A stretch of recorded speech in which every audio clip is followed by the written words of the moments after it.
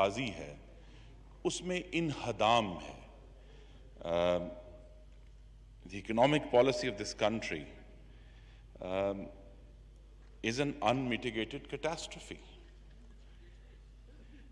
पिछले साल हमने यहाँ कट्टानॉमिक्स और मुर्गीनॉमिक्स सुनी थी, लेकिन इस साल हमने ये देखा है कि उल्टानॉमिक्स है कि जो हमें स्टेप्स बताए गए थे कि इनका ये वाला रिजल्ट होगा, उसके उल्ट हुआ। मसलन हमें कहा जी कि स्टेट ओन्ड एंटरप्राइज का हल हमारे पास है कि वो सरमाया कॉरपोरेशन बनाने लगे हैं। अभी 3 दिन पहले खबर आई कि वो कोलैप्स हो गई, वो नहीं बन रही सरमाया कॉरपोरेशन। हमें ये कहा कि जी एक्सपोर्ट्स का हल ये है कि 40% डी वैल्यू करेंगे। पिछले साल जनाब स्पीकर, जिसके पूरे साल के नंबर्स हमारे सामने हैं, 40% डी वैल्यूएशन करने के बावजूद पाकिस्तान की एक्सपोर्ट्स में मुस्लिम लीग नून के आखिरी साल के मुकाबले में 2.1% की कमी हुई। 40% डी वैल्यू किया और -2.1 एक्सपोर्ट्स में कमी हुई। पेट्रोल सस्ता करते हैं, पेट्रोल गायब हो जाता है, उल्ट हो जाता है उसके।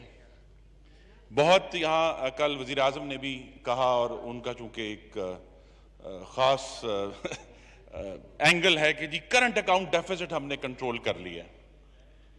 लेकिन जनाब स्पीकर, अगर करंट अकाउंट डेफिसिट कंट्रोल है तो पाकिस्तानी रुपए की कदर नीचे से नीचे क्यों जा रही है?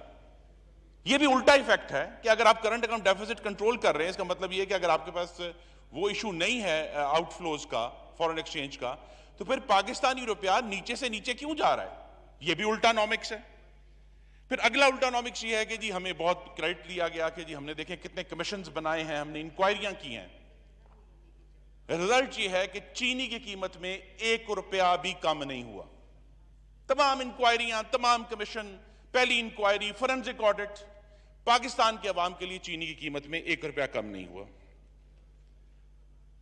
फिर हमें कहा जी कि देखें, हमने मुस्लिम लीग नून ने 6.25% के ऊपर जो इंटरेस्ट रेट छोड़ा था, हमने उसको डबल किया है 13.25% पे, महंगाई कंट्रोल करने के लिए। ये हमें कहानी सुनाई गई। ये भी उल्ट हो गया कि पाकिस्तान की तारीख की सबसे वर्स्ट स्टैगफ्लेशन, यानी बैक वक्त अनएम्प्लॉयमेंट, इन्फ्लेशन जो है वो हुई है, और जो 13.25% का मकसद था वो बिल्कुल उल्टे मुंह जाके गिरा है कि पाकिस्तान में इन्फ्लेशन जो है इसी साल में जब ये बढ़ाई गई, और उसका एक स्कैम ये हुआ कि वो हॉट मनी आया $3.7 बिलियन का, वो फिर वापस भी चला गया। और जो फाइनेंस मिनिस्ट्री की डेट मैनेजमेंट का बहुत बड़ा सवाल है कि स्टेट बैंक को पहले भी इन्होंने शॉर्ट टर्म बॉन्ड्स को कहा जी हमने लॉन्ग टर्म में ट्रांसफर कर दिया, उस वक्त किया जब ये इंटरेस्ट रेट गिरने लगा था। अभी भी जब 7% अभी हुआ है, तो उससे पहले शॉर्ट टर्म बॉन्ड्स थे, उनको 8.25 पे 8% के ऊपर फिर उन्हें लॉन्ग टर्म में कर दिया। ये कैसी डेट मैनेजमेंट है कि पाकिस्तान के अवाम को ज्यादा देना पड़ा है? और जनाब स्पीकर, ये जो मिजरी इंडेक्स है, अगर आप कैलकुलेट करेंगे, 2 चीजों का मिलाप है कि पाकिस्तान में महंगाई और पाकिस्तान की बेरोजगारी। पाकिस्तानियों की मिजरी इंडेक्स हर गुजरते दिन के साथ ऊपर जा रही है।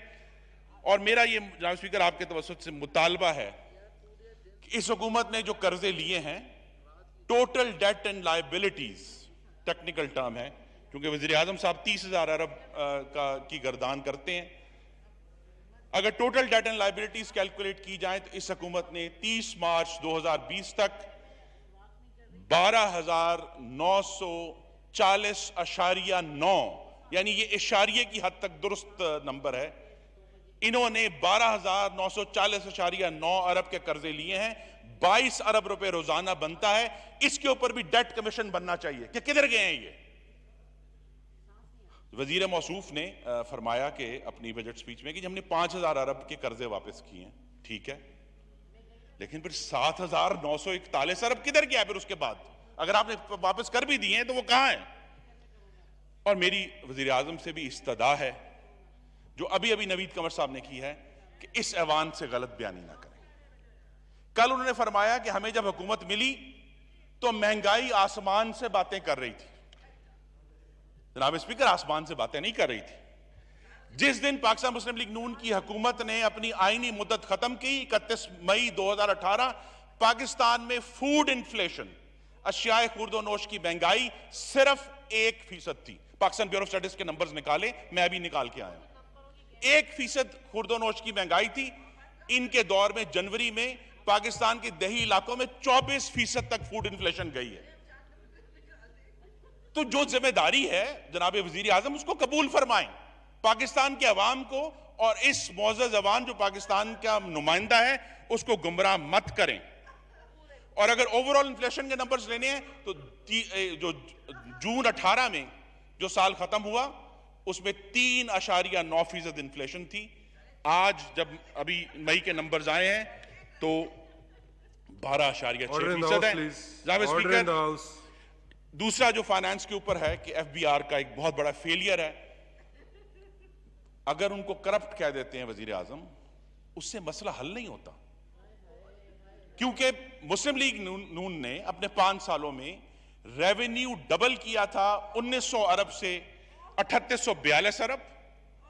पीटीआई से अपने पहले साल में वो भी इकट्ठा नहीं हुआ, अभी कोरोना बहुत दूर था। इन्होंने इकट्ठे किए 3826 अरब रुपए, और इस साल मार्च 31 तक इनके पास 3009 अरब इकट्ठा हुआ है। इस साल भी ये कलेक्शन मुस्लिम लीग नून के आखिरी साल के कलेक्शन से कम रहेगी। और ये जो डिजास्टर है, सिर्फ ये नहीं है कि 13.25% का इंटरेस्ट रेट जो है वो इन्फ्लेशन कंट्रोल करने में नाकाम रहा है। पाकिस्तान की बड़ी सनतें 2 साल से जमीन के अंदर धंस गई हैं। पहले साल 2.7% डिक्लाइन था, इस साल 7.78% का डिक्लाइन है।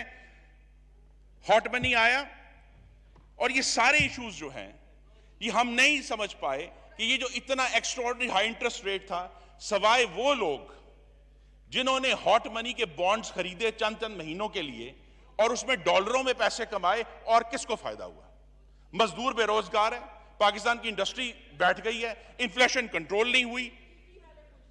और जनाब चेयरमैन, मेरी सदा होगी कि फाइनेंस मिनिस्ट्री हमें यह भी बताए कि जो कोविड के लिए रिलीफ आया है, चाहे वो आईएमएफ की रैपिड फाइनेंसिंग फैसिलिटी थी 1.4 अरब डॉलर की, उसके अलावा उसकी एक फुल अकाउंटिंग इस ऐवान के सामने पेश की जाए, और उसको जिस तरह खर्च किया जा रहा है वो भी इस ऐवान के सामने आना चाहिए।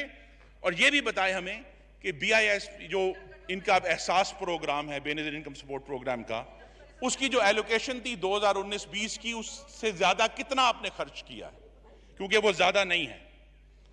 और हमारे सबके जहनों में जनाब चेयरमैन बड़ा एक सवाल खड़ा हुआ है कि वो कौन सी खुफिया रिपोर्ट थी इकोनॉमी के ऊपर जो काबीना को पेश की गई, जिस पे वजीर आजम परेशान हो गए कि ये तो हालात इतने खराब हैं।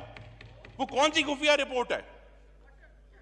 कोई खुफिया रिपोर्ट जो है वो इस ऐवान से ज्यादा मुकद्दस नहीं हो सकती।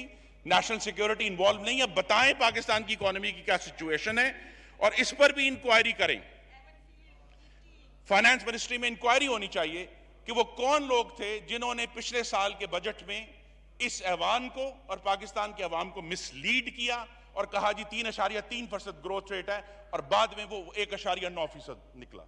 वो कौन लोग थे जिन्होंने हमें मिसलीड किया कि 7.1% डेफिसिट है, जो असल में 9.2% निकला। तो हमें बताएं। मैं आखिरी बात कर रहा हूं जनाब स्पीकर, आखिरी बात जो कंसर्न है फाइनेंस मिनिस्ट्री से, क्योंकि फाइनेंस के मुशीर ECC को चेयर करते हैं, कि पाकिस्तान की गवर्नमेंट की economic policy is being manipulated bye mafias, चाहे वो चीनी हो, चाहे वो टैक्स एग्जम्पशंस हो, चाहे वो अद्वियात की कीमतें हो, चाहे ऑयल इंपोर्ट को रोकना हो, चाहे वो कंस्ट्रक्शन के लिए एमनेस्टी हो।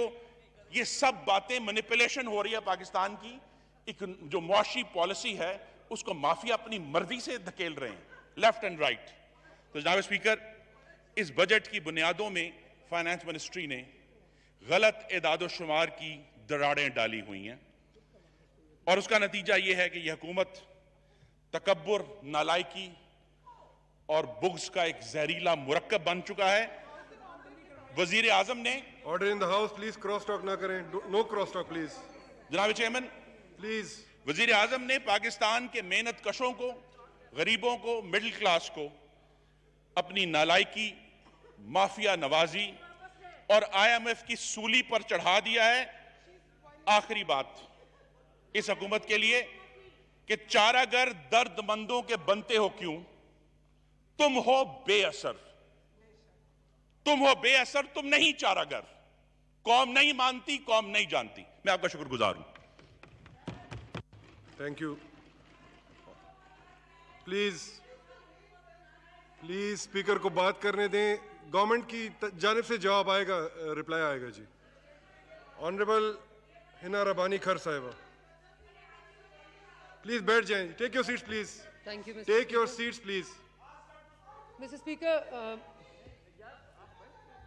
Mr. Speaker, Madam Rumina, please take Mr. your seat. Speaker, I would like to I will not let unfortunately this start happen. from I will not let exactly- this happen until I am on this chair.